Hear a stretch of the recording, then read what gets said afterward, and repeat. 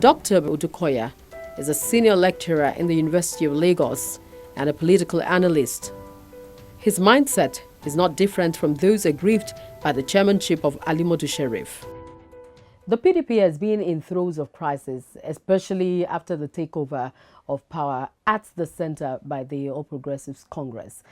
Now, with the emergence of Mr. Alimodu Sheriff as the chairman, controversial chairman of the party, it looks like the party is imploding. The PDP as a party, when you go back to inception, you discover that first and foremost, the party is made up of different characters. You remember that even the former Attorney General of the Federation, Bola Age, was actually part of that party. He actually drew the manifesto of the party. So you have elements from the AD, or the so-called Afenifere, and a lot of other character in the party. So from the word go, what you have in that party is not what you call a model party.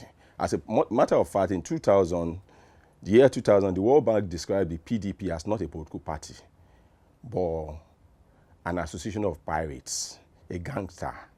It's only an electoral machinery. So what I'm saying in essence is that people are not in the PDP because they have commonality of belief, they share common ideology, they have common consciousness or common vision of national agenda, but rather because it was a formidable machinery for electoral victory. Along the line, and that's what we saw that play itself out as we approached the 2015 general election, it became increasingly difficult for the centre to hold because some hegemonic forces within the PDP have hijacked the party for personal end. How adequate is adequacy? That's the problem. You see, political parties, like we say in political science, if we say organization, says oligarchy. And political parties is the foremost oligarchy. We call it the iron law of oligarchy. So what has played out with the emergence of the new PDP chairman is that certain oligarchical elements within the party have been able to have their way and impose it. Because look at it. If you say he has sufficient backing, even as at yesterday, the board of trustees has come out openly to actually oppose his candidacy. They have asked him to resign. Several members or several senators, several members of House of Representatives are asking him to resign. All the 6 chairmen of the geopolitical zones are not in his support. So what is clear is that certain elements, particularly the National Working Committee, are playing this game. You see, the new chairman of PDP was between 2003 and 2011 governor of Borno State, was a senator, was a former chairman of APC, All Progressive Party, and so on a good day, he has the credential to be a chairman any day, anytime. But the new chairman, the new acting chairman of the party is highly controversial. This is a man that has been linked, despite feeble deniers, to be this with Boko Haram. In fact, reputed to be the sponsor of Boko Haram. During his period as the governor, his commissioner for interreligious affairs was actually linked with the Boko Haram. Between from last year and even presently, this same governor is supposed to be facing some corruption allegation and investigation by the EFCC. About 300 billion naira that were passed through the state during this thing. So this is not somebody that you want to put to head a party in crisis, to head a party that have just lost power, to head a party that is facing moral crisis. The governor himself has moral burden. Sorry, the former governor and the new chairman has a moral burden. So it is within that context, I say, it's actually mirrors the contradiction, the disability facing the PDP as a party to actually rescue itself from its forced, self-imposed position today. For the sake of vibrant opposition, it was very clear to Nigerians that the All Progressives Congress vibrantly opposed the then PDP in power, and we could see the resultant effect in the party coming into power at the center.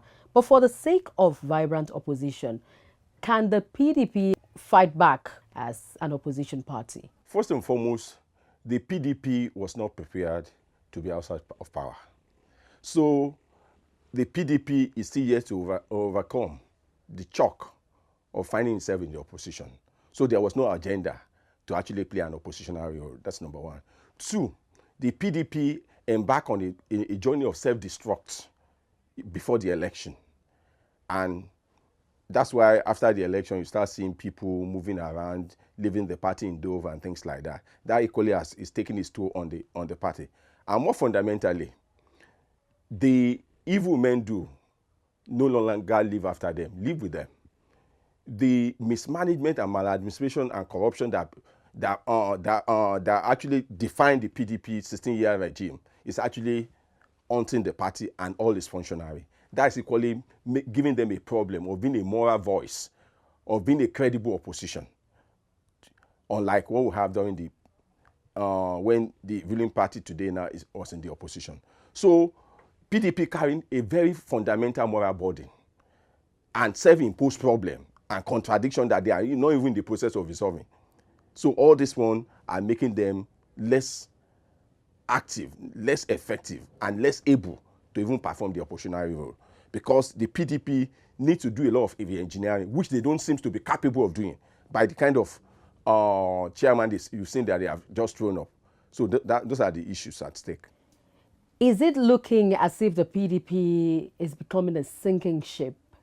The party had always said, even before it lost to the All Progressive Party Congress, that it was going to reign for 60 years.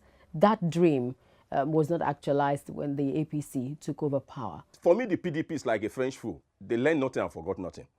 You see, from 2012, when we had the January fuel protest, which was a popular Rainbow Coalition protest by all it was a pan-Nigerian protest. It was clear at that point in time that Nigeria has rejected the PDP. It was at a point in time that even the ethnic agenda was even being played by the party in government. It was the government that started talking about ethnicity, that started mobilizing people from the Niger Delta and things like that, when you have a pan-Nigerian movement. So what I'm getting at is that it was clear as at that time that the PDP lacks the ability and capability to read the mood of the people. They underrated the people, and consequently they still until the last moment they keep on carrying on as if nothing will happen. They are in control and things like that. The same thing is playing out. It shows they have not learned anything. If not, they will not have a chairman of this type at this point in time. And of course, you see, like I said, in politics, perception is everything. The perception of the PDP, the rating is very low. You need a leader that can inspire confidence in you. The PDP has since begun mending fences with aggrieved members who turned their backs at the party. That move is yet to solidify, as the current issue is further tearing the party apart. Members have again threatened to leave the party in droves if the chairmanship of Ali Modu Sharif is retained. Public affairs analyst Galtima Liman says the party is like a time bomb waiting to explode. Well, part of the, as I said earlier on, part of the observation people have about PDP that made them to move to the opposition, which is now the incumbency, the APC, was the fact that, as I told you earlier on, imposition. Overnight, Ali Modu Sharif from nowhere bounces back and becomes the chairman. And so, naturally, the Democrats within the PDP, so to say, will begin to ask, are we going to go through the same trajectory again that made us to lose the election? Because there was only one candidate during the Jonathan comeback effort. There was no free and fair primaries, and that affected them. So if the PDP wishes to come back, good luck. Like any other political party who would like to wish to come back, they would have, by now, what would have expected them to do is to check what was it that we did that truncated our 60-year projection. I said the arrogance of power. And a lot of Nigerians are saying the gross impunity, we could do this as PDP and go scot-free because we are in government and all that kind of thing. So I think this is a period of self-check, not like you rightly said, a period of putting a lot of fuel again on the fire. So eventually there's a lot of opposition right now. I like Fani Kayode himself kicking against it. So many other people are kicking against it. But the question has to be asked. There's an Igbo saying that when you see a tortoise in the broad daylight, somebody must have put water in the hole or something like that. It's a big proverb there. So how did he emerge? What kind of a character is he? You know, he was a two-time governor of the Borno State, the controversial Borno State with all the Boko Haram issues. He also had his name attached to by Stephen Jones or some Australian who said, oh, there's a link between Ali Modu Sharif and all the kind of the Boko Haram issue and all that kind of thing. And he was surreptitiously seen with the Idris Dabi and Jonathan Goodluck in Chad. So a lot of people are wondering, who is fueling this young man? Why is he all-time senator? Why is he always very relevant and all that kind of thing? So I think this is what is creating a lot of anxiety because they've seen him in the past performing wonders. You see now coming back this time around, how did he become the chairman? These are very valid questions, the opposition. And there are some people that love him with a passion. There are some people that hate him with a passion. Those that hate him with a passion may decide to say, we don't need this contraption called PDP. We may go and strengthen Baba Buhari and see how he can fast-track the change agenda. So In all of this, Alhaji Liman believes the PDP and the controversial national chairman cannot be discountenanced. yes, the PDP cannot be discountenanced easily. If you look at the economic configuration of the Nigerian nation, the South-South, the Southeast, 80% of the oil wealth comes from the PDP-controlled states. River State, for instance, Akwa Ibom, the Delta. So the presidency, the incumbency will be worried as to what is going on to this oil-rich community. And so you cannot discountenance the role PDP is going to play. You know, so it's, and you're absolutely right. It's going to serve as a wake-up call to the incumbency because we need a vibrant opposition. Exactly.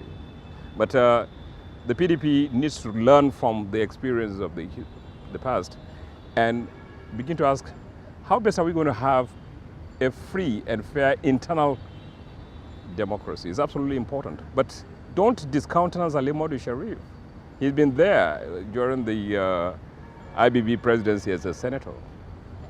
He knows, he works the system, he knows the establishment very well. And he was also there during the Abacha era as a very strong, some people say even the arms deals there. And he was a senator during that time. He played a very significant role during the Obasanjo presidency on the third term. He was the only one in the other opposition party supporting the PDP government, even though he was ANPP. And that was what brought the cleavage between himself and the incumbent Excellency President Muhammadu Buhari. They were in the same party, but he was showing his love and affection to a third-term agenda of the OBJ. And so he had a lot of clout. During the Jonathan presidency also, you could see, he was still with the ANPP and was found somewhere in South Africa sitting down with the president there. And lo and behold, Buhari had to go running away from the party to set up his CPC, Congress for Progressive Change, I think. And I think that was the final. During the OBJ time, it was not clear where Senator Ali Modu Sharif belonged. But it became so obvious when he was discovered in South Africa. And the reward was given to his in-law as the Minister of State for Finance. So it's not a character that just emerged out of the blue, you know. So you're going to see a lot of tough fight with a quiet establishment that may pretend that they don't know him behind him.